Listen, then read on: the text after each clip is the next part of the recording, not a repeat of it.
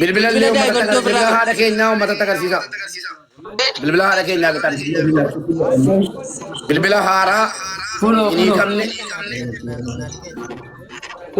Bilbila haaraa Raik. Rahik. Bilbila addisi.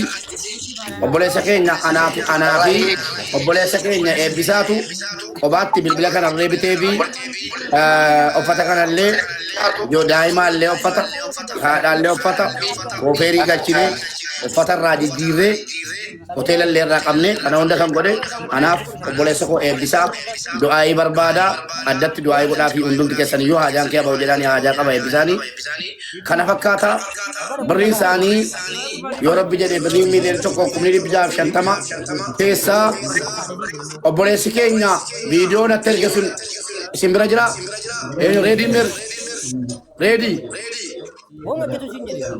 reedii ummata keenya kabajamoo dhaggeeffadhaa qaba wanni isin tokkotu tokkoffar reedii atas ba'i tokkoffar irratti reedii poolonaa godhaa akka dargaggeessi keenya biyya keessaa yeroo hedduu yeroo jarri waa hojjetanii waan gaarii hojjetanii fidanii tokkoffaa komishinii waan jedhamu jira jedhanii an gara kootiinis ta'e waayillan kiyya abdii geetaachos ta'e Alex eenyunu warra asirra jiran guutuun komishinii irraa barbaadnu hin qabnu fudhannees hin beennu an gara kootiin hin beeku tasum jarra abdiis akkasum namni birrii tokko haadha keenya irra barbaadu hin jiru guutummaan guutuutti birriin kan haadha keenyaa ta'e xumura kanarra obboleessa keenya kanaaf waan itti jajjabeessinu ka jedhu akkaawuntisuma irratti waan walitti qabamee jira obboleessa keenya kana reedii akka dargaggeeyyiin keenya biyya keessaa yeroo waan akkanaa argan wanjala mootummaan hin feene akka jarri kana booddee biyya jaraa eeganu akka jarri jabaatanii waan akkanaa naannoo jararraa eeganuuf kan bilbila ismaartii ittiin bitatu obboleessa keenya kana reediidhaaf birrii Itoophiyaa 100,000 transfer gara obboleessa keenya reediitti badhaasa jechuudha. Tokkoffaa viidiyoo kana nu biraan ga'u lammaffaa haadha keenya kanaaf sagalee ta'ee hidhamu waa hundayyuu haga lubbuu isaatti wareegama kennee waan hojjeteef obboleessi keenya badhaafamaa birrii Itoophiyaa 100,000 ta'ee jira.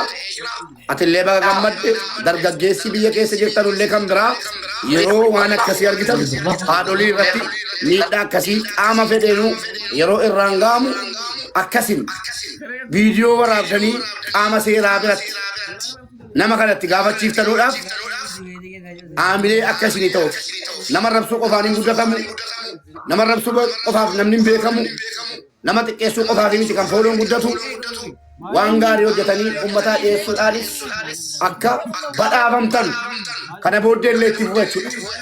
Namoota qaama seeraas haa ta'u seermaleeyyii haadholii keenya dadhaboo keessattuu warra mana namaa dalaganii galan rakkoo gudeeddaa rakkoo humnaan waan adda addaa irratti raawwachuu dargaggeessi mootummaan ni dhufa ni darba. Isinii galee mootummaan hadha muchaa jiru kazalaalan muchaa jiru miti. Mootummaa rabbumatu jijjiira. Baalliidha.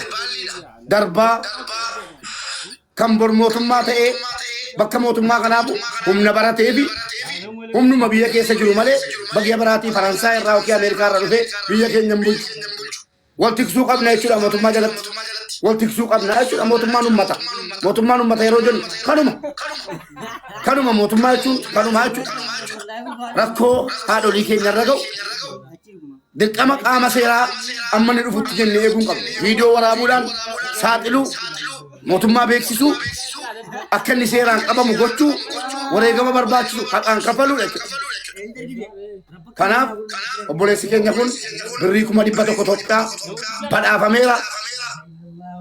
gooliin keenya miliyoona tokko ture miliyoona tokko kuma dhibba sadii boy dhaqee jennaan tokko tuqashan agaluun jedhee tokko tuqashan edaafadha galama gallee kuma dhibba tokko kan mucaa kanaa jennee uummata kadhannee itti dabalchiifne kumni shantamni immoo kan dagatamee jiru teelee birriirra jira kumni miliyoonii tokko kumni dhibbi shaniif shantamni waan hadda galuuf borgalu arcoo akkaawuntii keessa baankii keessatti hafe gadarca'ee waan hadda boru isaan amma wixataatti galu waan amma akkaawuntii isinii maxxanfamnaan isin galchitanu dabalamee gara akkaawuntii isaaniitti garagala birrii kuma dhibba tokko qofatu baasii obboleessa keenya kanaaf irraa kennama malee guutuun